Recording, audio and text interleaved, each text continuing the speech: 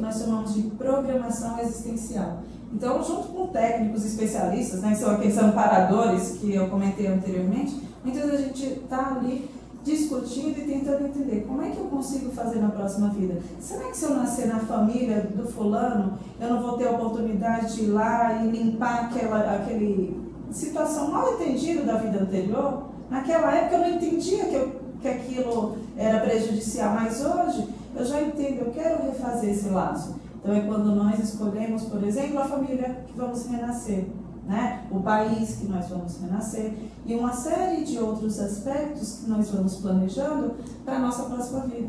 Quer dizer, euzinho aqui agora, nessa vida, seria prioritário para o meu processo existencial conhecer a minha proposta evolutiva, a minha proexis, o que eu vim fazer aqui, que é aquela sua pergunta: o que eu vim fazer aqui? Isso.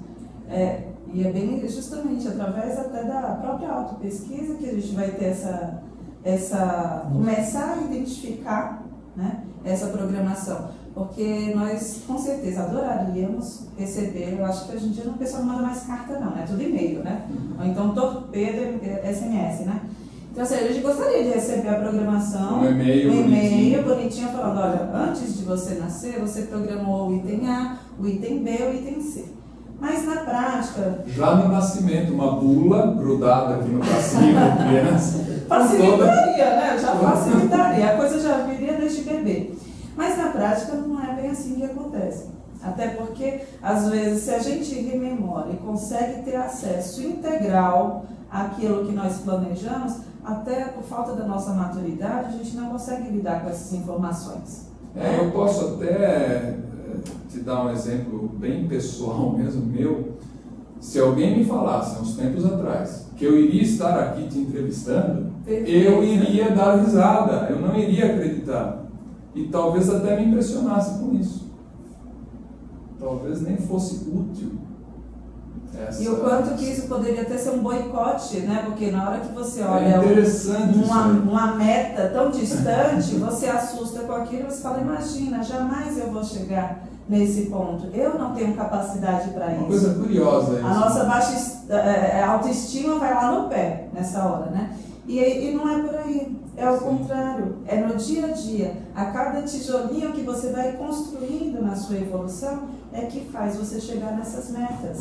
Então, às vezes, é melhor mesmo não ter essa listinha, porém é importante que nós, no dia a dia, já vá percebendo, mas será que realmente o que eu vim fazer tem a ver com a entrevista aqui? Será que tem a ver com dar aula na faculdade? Será que tem a ver com a computação, com a conscienciologia? Ou será que é uma outra pesquisa? Só que isso é muito pessoal. Daí a importância da autopesquisa. Porque, com certeza, a programação existencial do Tom é só do Tom. A programação existencial da Grace é só da Grace. E para cada um dos telespectadores que parar para pensar, ele vai perceber que a programação dele é a programação dele.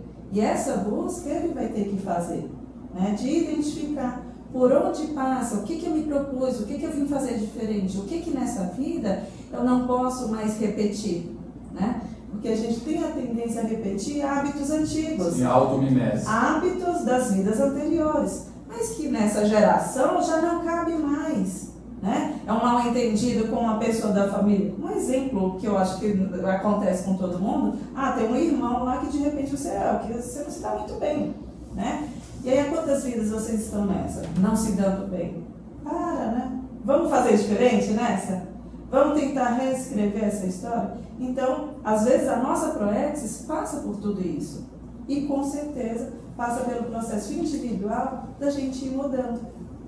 Hoje, inclusive, posso te dizer, tudo que eu quero é saber a minha proex, mas no passado talvez não fosse interessante. Eu concordo realmente, eu pessoalmente concordo com o que você está falando. Agora que nós vamos entrar aqui num tema que é a cosmoética. Como é que eu vou associar a minha programação existencial à cosmoética? Primeiro, Vamos bem devagarzinho. Né? O que é cosmoética? A gente pode começar pela palavra mesmo, né? Cosmo, né? De cosmos, e ética, que é a ética que a gente já conhece, né? Seriam as regras ou leis, né? Que a gente pode pensar, só que no caso aplicado ao quê? Ao cosmos, ao universo. E aí, sem limitação em relação ao espaço físico, se é no país A ou no país B. É a ética da consciência, né? Uma ética universal, onde aquilo que nós fazemos, a gente tem que pensar o quê? Se é o melhor, não só para mim, ou aqui no meu país, ou na minha família, é se é o melhor para o universo, se é o melhor para todas as consciências envolvidas, né? Isso é o exemplo da cosmoética. Isso me toca muito, porque você sabe, eu trabalho com o direito. O direito... Perfeito, é uma área difícil. É uma área difícil. É uma área que carece muito de cosmoética. Eu posso falar pela vivência de quem está nesta profissão há 20 anos. Eu estou há 20 anos advogando. É uma área que necessita urgentemente de uma reciclagem. Nós vamos falar um pouquinho mais sobre isso após o intervalo comercial.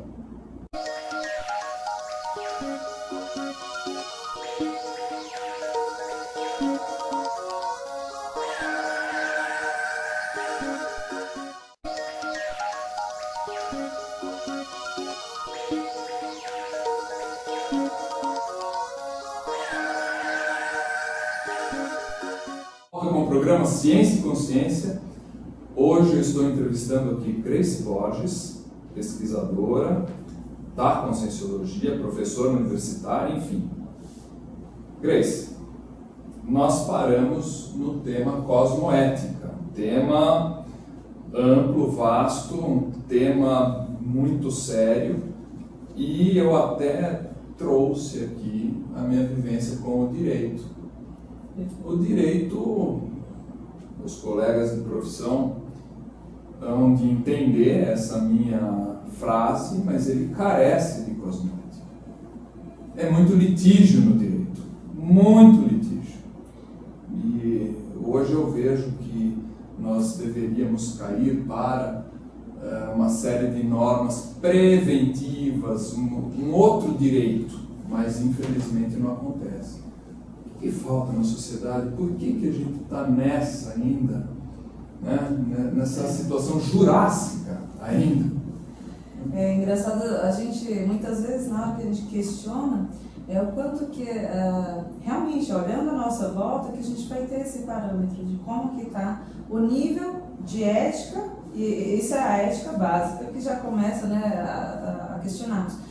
E muito mais ainda da cosmoética, né? Agora, assim, o que a gente pode parar e começar a pensar é o que eu estou contribuindo para isso que está à minha volta, Tom. Porque não dá também para eu imaginar que o outro vai começar a fazer diferente e a sociedade vai mudar, né? A mudança da sociedade começa pela nossa postura. A partir da nossa mudança pessoal, da reciclagem das nossas posturas, e começa nos mínimos detalhes, né? É que isso vai reverberando a nossa volta. Então, a energia que nós temos e que emanamos à nossa volta é que vai fazer essa diferença. Estamos falando de cosmoética, gostaríamos que a sociedade fosse mais cosmoética, mas quanto eu sou cosmoética no meu dia a dia. Essa é uma visão realmente impactante, porque é aquela história, sai do outro, é com você, é sempre com você. Então aí estimula, provoca uma reciclagem intraconsciencial. Perfeito. E aí a gente pode até voltar no exemplo que eu dei no início do programa, dentro da empresa. Uma atitude nossa pode estar totalmente embasada ou na cosmoética ou na anticosmoética, né? Na hora que eu faço, eu tenho um interesse, por exemplo, de estar numa gerência dentro da empresa, e eu faço isso de uma forma limpa e tranquila, procurando trabalhar com as pessoas à minha volta de maneira positiva, agregar, contribuir, trocar. Tudo certo. Tudo certo.